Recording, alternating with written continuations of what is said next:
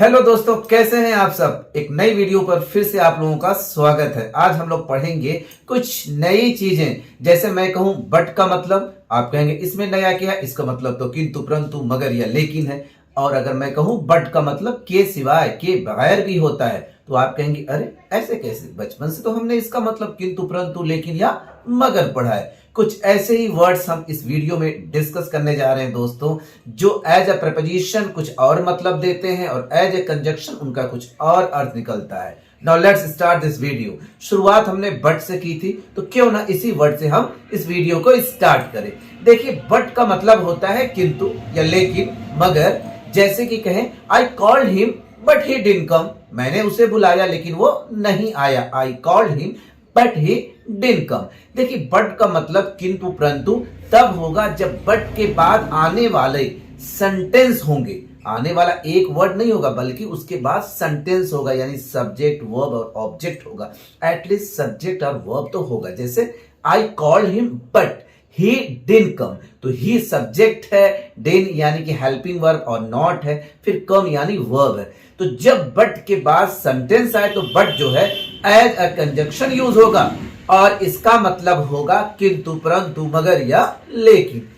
लेकिन लेकिन ध्यान दीजिएगा, अगर बट के बाद केवल एक वर्ड या ज्यादा से ज्यादा दो वर्ड आए तो एज अ प्रीपोजिशन वो यूज होगा और उसका मतलब होगा के सिवाय या के बगैर। जैसे I know nothing but English, I know nothing but English, यानी मुझे कुछ नहीं आता सिवाय इंग्लिश के। मुझे इंग्लिश आता है, इसके अलावा कुछ नहीं आता, कहने का मतलब ये है। तो आसानी से आप पहचान लेंगे, but as a preposition use होगा तो उसके बाद एक वर्ड या ज्यादा से ज्यादा दो वर्ड होगा। लेकिन उसके बाद अगर सेंटेंस है तो but as a conjunction use हो रहा है। दूसरा वर्ड देखते हैं फॉर। फॉर का मतलब तो हम सब जानते हैं के लिए या से।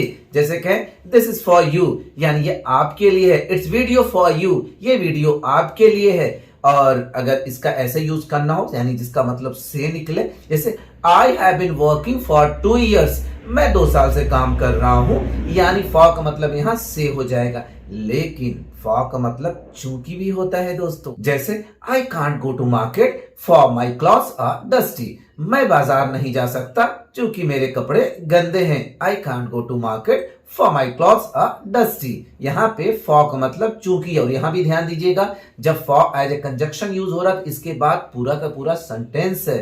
माई क्लॉथ्स आर डस्टी, यानी सब्जेक्ट वर्ब सब कुछ है, इसलिए फॉर का मतलब यहाँ चूंकि हो रहा है। वरना दूसरे जो आप एग्जाम्पल देख रहे हैं ऊपर के, तो I have been working for 2 years या फिर दिस इज फॉर यू, तो फॉर के बाद एक वर्ड या ज्यादा से ज्यादा दो वर्ड आएगा तो उसका मतलब होगा से या के लिए एज अ प्रपोजिशन। दूसरा एग्जांपल भी देख लीजिए, I am here for you called me, मैं यहां हूं चूंकि तुमने मुझे बुलाया। यहाँ पे फॉर का मतलब चूंकि, क्योंकि फॉर के बाद देखिए पूरा का पूरा सेंटेंस है, यू कॉल्ड मी, यानी सब्जेक्ट वर्ब और ऑब्जेक्ट है। ऐसे ही एक वर्ड और है सिंस। सिंस का मतलब तो हम सब बचपन से जानते हैं कि से होता है, खासकर प्रेजेंट परफेक्ट कंटिन्यूअस टेंस या पास्ट परफेक्ट कंटिन्यूअस टेंस में यूज होता है। जैसे I have been waiting for you since morning, मैं तुम्हारा सुबह से इंतजार कर रहा हूं। यहाँ सिंस का मतलब है से, लेकिन सिंस एज ए कंजक्शन जब यूज होगा तो उसका मतलब जब से होता है। जैसे I have been thinking since you told me,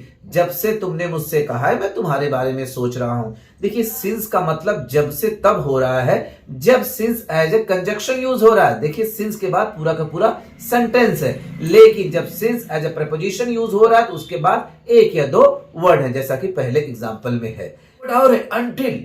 until मतलब जब तक या तक। जैसे एग्जांपल देखिए, please stay here until I come back, तुम यहीं रुके रहो जब तक कि मैं वापस ना आ जाऊं।